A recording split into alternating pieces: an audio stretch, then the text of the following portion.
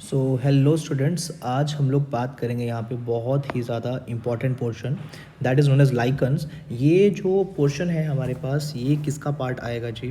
Biological classification. ठीक है, अब सबसे पहले लाइकन्स को डिटेल करने से पहले हमें एक वर्ड याद रख लेना है। लाइकन की स्टडी को बोला जाता है लाइकेनोलॉजी। लाइकन है क्या? अब एनसीईआरटी ने लिखा है that it is an symbiotic association. तो हमारे पास दिमाग में आना चाहिए what is that symbiotic association. तो यहाँ पे आप लोगों ने सबसे पहले इसका मतलब क्लियर कर लेना है माइंड में। सिम्बायोटिक एसोसिएशन मीन्स एक ऐसी एसोसिएशन जो कि किसके बीच में होगी? Between two individuals. दो डिफरेंट टाइप के इंडिविजुअल्स होंगे जिनके अंदर दोनों का फ़ायदा होगा। Both are benefited. अब यहाँ पे अगर हम लोग लाइकन्स की बात करें तो लाइकन्स में बेनिफिट के लिए कौन कौन सी चीज़ें हैं? One is algae and the second one is fungus. तो हम लोग इसको और सिंपल लैंग्वेज में बोले तो हम लोग कह सकते हैं that is the symbiotic association between algae and fungus. अब ये जो एल्गी है, इसको या फिर इसके एल्गल कंपोनेंट को बोला जाता है phycology and the fungal component is known as mycology.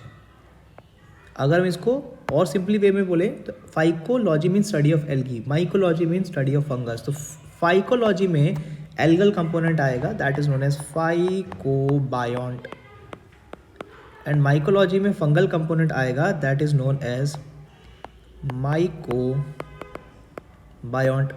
तो ये एक ऐसी एसोसिएशन है जिसको सिम्बायोटिक बोला, जिसमें दो इंडिविजुअल्स होंगे, दोनों का फायदा होगा। एल्गी वाले कंपोनेंट को बोलेंगे फाइकोबायोंट, फंगल वाले कंपोनेंट को बोलेंगे माइकोबायोंट। अब एल्गी जो है वो प्रोवाइड करेगी फूड। तो एल्गी जो है इट प्रोवाइड्स फूड। फूड किसको प्रोवाइड करेगी? To the fungus. And simply जो फंगस है दैट विल प्रोवाइड शेल्टर। लेकिन अब ये फंगस किसको शेल्टर प्रोवाइड करेगी?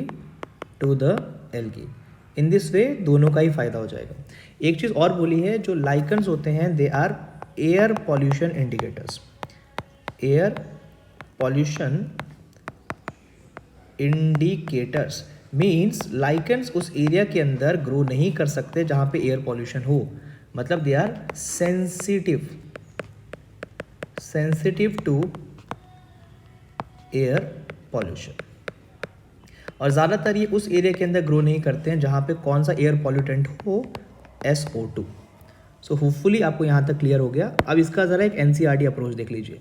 एनसीईआरटी ने लिखा है lichens these are symbiotic association, मतलब दोनों का यूजफुल एसोसिएशन। किस किस के बीच में? एल्गी एंड फंगस के बीच में। एल्गल कंपोनेंट को क्या बोला? फाइकोबायोंट। फंगल कंपोनेंट को बोला माइकोबायोंट। एल्गी आप लोग जानते हो फूड बना सकती है, तो एल्गी हो गई हमारे पास ऑटोट्रॉफिक। फंगस अपना खाना नहीं बना सकती, that is heterotrophic. Algae prepare करेगी फूड, मतलब प्रोवाइड करेगी food to the fungus and fungus provide करेगा शेल्टर एंड एब्जॉर्ब करेगा मिनरल्स को। हम आगे पढ़ेंगे कि फंगस के अंदर डिटेल में कि फंगस के अंदर एक थ्रेड लाइक स्ट्रक्चर्स होते हैं, रूट लाइक स्ट्रक्चर्स कहा जाता है। They are known as hyphae. वो ज़्यादा सरफेस एरिया बढ़ाता है और ज़्यादा सैप को एब्जॉर्ब कर देता है। ठीक है, तो लाइकन जो है, अब हमें कन्फ्यूज़न हो सकती है। देखिए लिखा है lichen so close is their association that if one saw a lichen in nature one would never imagine that they had two different organism within them. दिखने में हमें पता ही नहीं चलेगा कि ये एक ऑर्गेनिज्म है या दो, बट हमें क्लियर कट याद रखना है ये दो टाइप के ऑर्गेनिज्म है, एल्गी एंड फंगस का एसोसिएशन। दूसरी चीज़ क्या लिखी है? Very good pollution indicators. हमें याद रख लेना है एयर पॉल्यूशन इंडिकेटर्स है। और कौन सा एयर पॉल्यूशन इंडिकेटर है बेटा? SO2 pollution indicator. मतलब सेंसिटिव है, उस एरिया में ग्रो नहीं कर सकते हैं जहाँ पे हमारे